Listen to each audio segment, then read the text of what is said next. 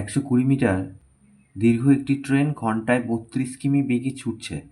200 metre দীর্ঘ একটি প্ল্যাটফর্মকে অতিক্রম করতে ট্রেনটির কত সময় লাগবে?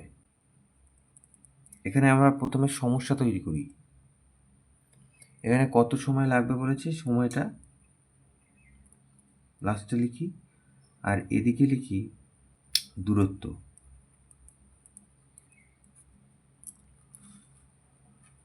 তাহলে 32 কিমি, এই 32 কিমিকে আমরা লিখি যে 32,000 মিটার। তাতে সময় লাগছে হচ্ছে 1 ঘন্টা, মানে এত বেগে যাচ্ছে, তার মানে 60 গুণ 60 সেকেন্ড। এখন কোনো প্ল্যাটফর্মকে যদি কোনো ট্রেনকে অতিক্রম করতে হয়, তাহলে ট্রেনকে তার নিজের দৈর্ঘ্য এবং প্ল্যাটফর্মের দৈর্ঘ্য যেতে হয়। তাহলে তার নিজের দৈর্ঘ্য হচ্ছে যে 120, আর হচ্ছে এদিকে প্ল্যাটফর্ম হচ্ছে 200, তাহলে মোট হচ্ছে 320 মিটার। তাতে কত সময় লাগবে? আমরা সমানুপাতের নিয়মে করি। এক্ষেত্রে সম্পর্কটি সরল সমানুপাতিক।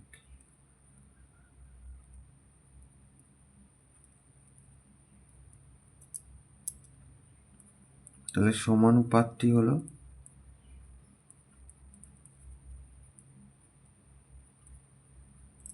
এই যে এইটা ইস টু এইটা।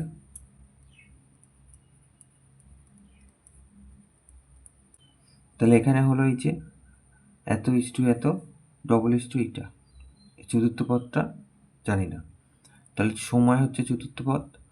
সময় সমান সমান এই যে এই প্রথম পদ নিচে আর বাদ বাকি উপরে। তাহলে কাটাকুটি করলে এটা এটা কেটে যায়, 0 0, এটা এটা কেটে যায়, 32 1 32, তাহলে 6,36, তাহলে 36 সেকেন্ড। এটা হচ্ছে উত্তর। তাহলে অতএব প্ল্যাটফর্ম অতিক্রম করতে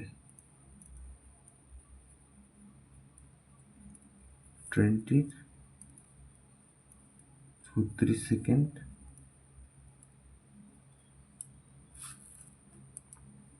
সময় লাগবে।